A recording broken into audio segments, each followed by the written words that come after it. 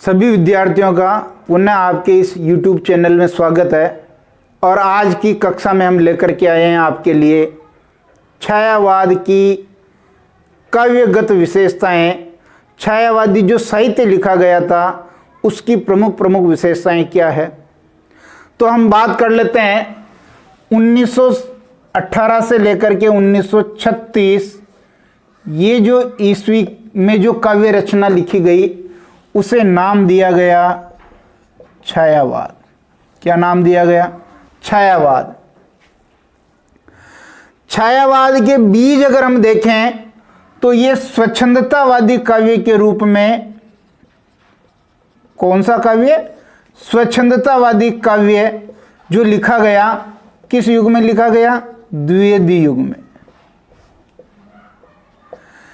छायावाद के प्रारंभिक बीज द्विवेदी युग में जो स्वच्छंदतावादी काव्य लिखा गया था उसमें मिलते हैं। जो स्वच्छंदतावादी काव्य धारा के कवि थे उनमें छायावाद के प्रारंभ की जो विषय वस्तु है, प्रारंभ के जो लक्षण है वो उसमें दिखाई देते हैं। आचार्य रामचंद्र शुक्ल ने, आचार्य शुक्ल जी हैं, रामचंद्र जी शुक्ल, इन्होंने इसी स्वच्छंदतावादी काव्य धारा के एक कवि मुकुटधर पांडेय,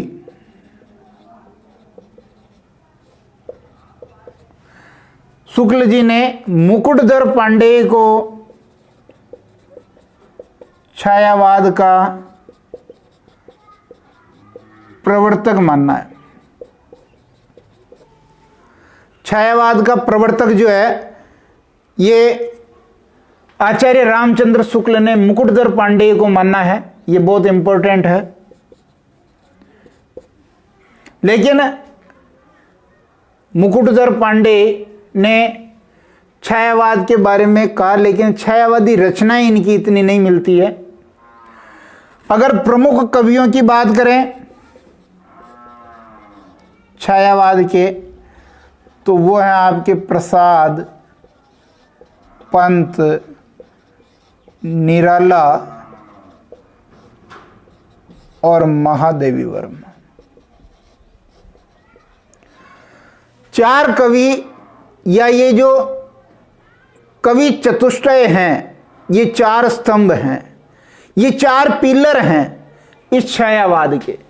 प्रसाद, पंत, निराला और महादेवी वर्मा, इन चारों का साहित्य जो है वो छायावादी साहित्य कहलाता है। ये छायावाद के चार प्रमुख कवि हैं, इनके आपको नाम याद होने चाहिए। प्रसाद का पूरा नाम है जयशंकर प्रसाद। पंत का नाम है सुमित्रा नंदन पंत। निराला का नाम है सूर्यकांत त्रिपाठी निराला। सूर्यकांत त्रिपाठी निराला और महादेवी वर्मा, इन चारों कवियों के आपको नाम याद होने चाहिए। जब भी पूछे कि छायावाद के कवि कौन कौन से हैं तो अपने को तुरंत उत्तर देते आना चाहिए कि छायावाद के कवि चतुष्टय हैं, चार कवि हैं, प्रसाद, पंत, निराला और महादेवी वर्मा। ये चार जो कवि हैं ये छायावाद के हैं। अब छायावादी काव्यगत विशेषताएं हम देख लेते हैं। कौन कौन सी छायावादी काव्यगत विशेषताएं हैं? छायावादी काव्य की प्रमुख विशेषताएं, यानी जो छायावादी काव्य लिखा गया, इस छायावादी काव्य की प्रमुख विशेषताएं क्या है? पहली विशेषता तो हमने उधर देख ही ली। पहली विशेषता वो क्या थी? पहली विशेषता थी कि सूक्ष्म साहित्य। सूक्ष्म साहित्य। दूसरा प्रकृति व मानव के सूक्ष्म रूप का वर्णन, प्रकृति व मानव के सूक्ष्म रूप का वर्णन, सूक्ष्म साहित्य हो गया। फिर देखिए आत्मानुभूति या स्वानुभूति का साहित्य, यानी लेखकों का या विद्वानों का एक वर्ग ऐसा है जो ये मानता है कि छायावादी सभी कवि अपने अपने प्रेम में असफल हुए हैं और उन असफलता के दर्द को यहाँ प्रेम और श्रृंगार के काव्य के रूप में अपने दर्द की अभिव्यक्ति यहाँ की है। तो इसलिए ये स्वानुभूति या आत्मानुभूति का काव्य है। ये प्रेम व श्रृंगार का वर्णन है, इसमें प्रेम व श्रृंगार का वर्णन है, लेकिन ये प्रेम मांसल प्रेम नहीं है, मांसल श्रृंगार नहीं है। ये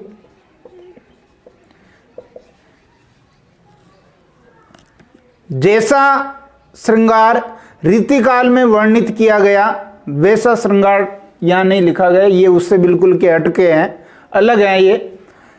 फिर देखिए पीड़ाजन्य काव्य,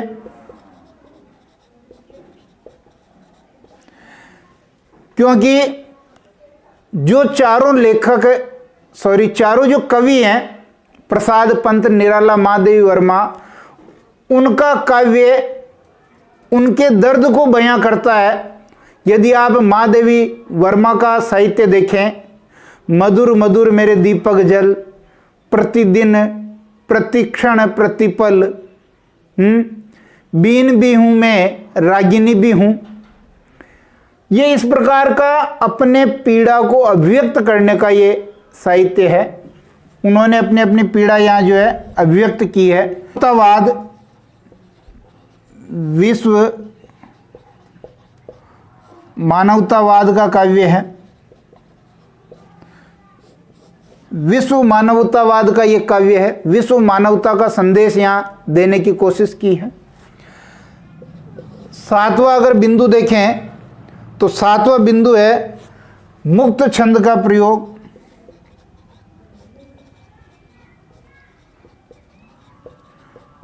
मुक्त छंद का प्रयोग, मुक्त छंद को रबड़ छंद भी कहते हैं, केंचुआ छंद भी कहते हैं। और प्रथम प्रयोग किसने किया था, या प्रवर्तक लिख दें, निराला। प्रवर्तक कौन है, निराला, जिनकी कविता है जूही की कली।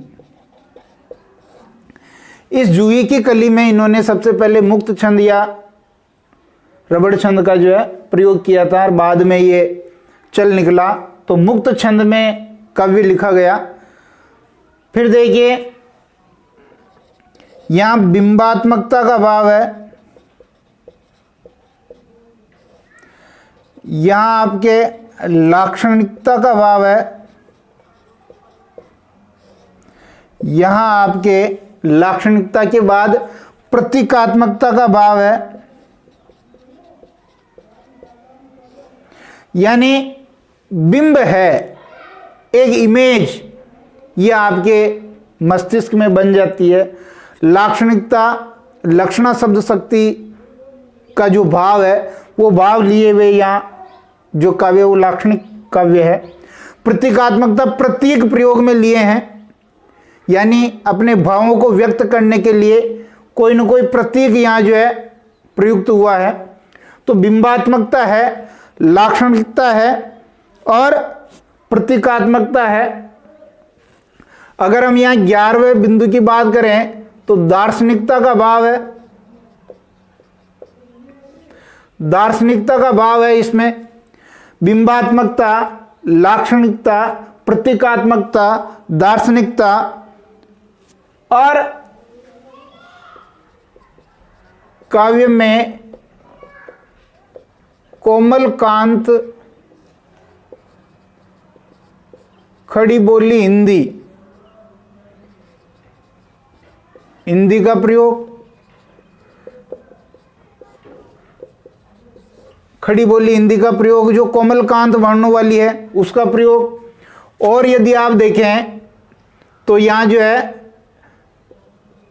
राष्ट्रीयता का भाव भी है, राष्ट्रीयता का भाव, देश प्रेम का भाव भी है यहां। और यदि हम यहां देखें तो नारी के विविध रूपों का वर्णन है,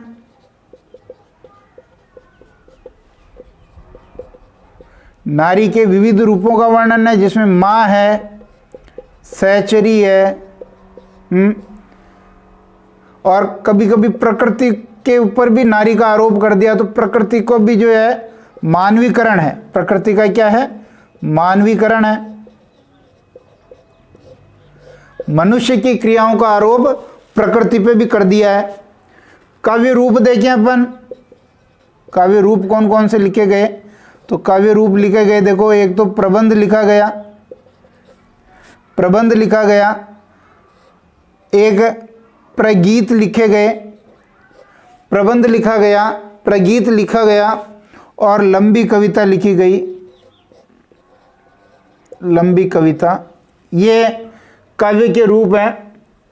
आपको लंबी कविता याद है, आपके हिंदी साहित्य में लग रही है, कौन सी, राम की शक्ति पूजा, सूर्यकांत त्रिपाठी निराला जी की वो लंबी कविता है। इस प्रकार ये जो है महत्वपूर्ण जो है हमने लिखे हैं। एक जो मुख्य यहाँ था रहस्यवाद, ये अपना भूल गए थे अपन, रहस्यवाद, ये सबसे इंपॉर्टेंट विशेषता है इसकी, रहस्यवाद, जो हमने उधर पहले वाले वीडियो में इसके ऊपर बात कर ली थी। तो लगभग अगर हम देखें तो ये 15-16 विशेषताएं छायावाद की निकलती है। सूक्ष्म साहित्य है, प्रकृति व मानव के सूक्ष्म रूप का चित्रण है, आत्मानुभूति स्वानुभूति का साहित्य है, प्रेम है, श्रृंगार का वर्णन है, जिसमें मानसिक श्रृंगार नहीं है जो रीतिकाल में था, पीड़ाजन्य काव्य है। मैंने कहा कि ये सारे कवि भुगत भोगी हैं, सब प्रेम में असफल रहे कवि हैं, ऐसा विद्वानों का मत है, और अपने दर्द को यहाँ व्यक्त किया काव्य के माध्यम से। विश्व मानवतावाद का काव्य है, मुक्त छंद का प्रयोग हुआ, रबड़ छंद, केंचुआ छंद, जिसे के प्रवर्तक निराला जी हैं, जूही की कली में इन्होंने किया। बिंबात्मकता का भाव है, लाक्षणिकता का भाव है, प्रतीकात्मकता का भाव है, दार्शनिकता का भाव है। काव्य में कोमलकांत खड़ी बोली हिंदी का प्रयोग किया गया है। राष्ट्रीयता का भाव है, नारी के विविध रूपों का वर्णन है, वो माँ के रूप में वर्णन किया गया, सहचरी के रूप में वर्णन किया गया, नारी के रूप में वर्णन किया गया, और कभी कभी प्रकृति के ऊपर भी जो है ऐसे आरोप कर देने से प्रकृति का भी मानवीकरण यहाँ किया गया। और काव्य के रूप देखें तो प्रबंध काव्य मिलेंगे, प्रगीत मिलेंगे और लंबी कविता मिलेगी। प्रबंध काव्य के पुनः 2 हैं, एक तो खंड काव्य है और एक महाकाव्य है, यह आपको ध्यान है, खंड काव्य और महाकाव्य। ये विशेषताएं जो है आपके छायावादी काव्य की विशेषताएं हैं। कुछ पंक्तियां इनके ऊपर देखिए आप, जो महादेवी वर्मा है, चाहे वो आत्मानुभूति का है, पीड़ाजन्य काव्य है, प्रेम का काव्य है, ये विरह के अंदर लिखा गया काव्य। पीड़ा किससे मिलेगी, वो विरह से मिलेगी। जब यहां अज्ञात जो सत्ता है या अज्ञात जो प्रियतम है, उससे विरह के कारण मिल नहीं सकने के कारण जो दर्द पैदा होगा, वो पीड़ाजन्य काव्य लिखा गया। यहां देखिए 2-3 पंक्तियां हैं जो मैं पढ़ के आपको बता देता हूं, महादेवी वर्मा की है। महादेवी वर्मा की पंक्तियां देखिए। मैं नीर भरी दुख की बदली, मैं नीर भरी दुख की बदली, मैं नीर भरी दुख की बदली, उमड़ी थी कल मिट आज चली, उमड़ी थी कल मिट आज चली। ये दर्द बयां कर रहा है कि महादेवी वर्मा का मैं नीर भरी दुख की बदली, परिचय यही, इतिहास यही, उमड़ी थी कल मिट आज चली। ये भाव जो है पीड़ाजन्य काव्य का है। ऐसे ही मैं बीन भी हूँ मैं, रागिनी भी हूँ, बीन भी हूँ मैं, रागिनी भी हूँ, दूर हूँ तुमसे,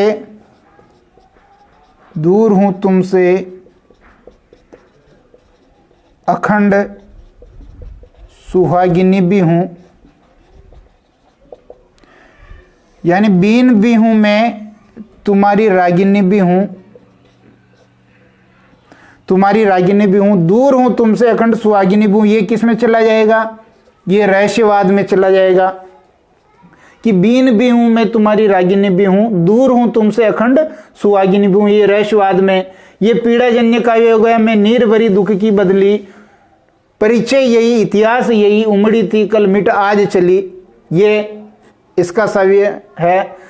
ऐसे ही मधुर मधुर मेरे दीपक जल, मधुर मधुर मेरे दीपक जल,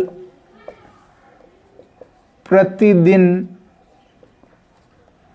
प्रतिक्षण प्रतिपल।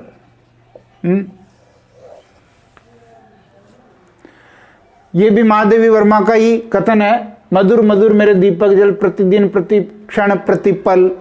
तो ये प्रतीकात्मकता के अंदर इसको ले सकते हैं। ये अलग अलग जयशंकर प्रसाद का जो काव्य है कामायनी, वह छायावाद का सर्वश्रेष्ठ जो काव्य है वो कामायनी है, जिसमें ईडा श्रद्धा इनका वर्णन किया गया है। तो यहाँ मूल रूप से आपको छायावाद नाम लेते ही आपको अर्थ आना चाहिए कि अच्छा इसमें किस प्रकार का साहित्य है। अगर आप इतना सीख गए तो फिर एक कंसेप्ट आपके दिमाग में बन जाएगा, जिससे कोई भी प्रश्न गलत नहीं होगा, आसानी से आप इसके बारे में लिख सकते हैं। ये छायावाद की प्रमुख विशेषताएं हैं। अब आगे हम जो है अगले वीडियो में जो प्रमुख छायावादी कवि हैं उनकी रचनाएं लेकर के आएंगे, उनके बारे में हम बात करेंगे।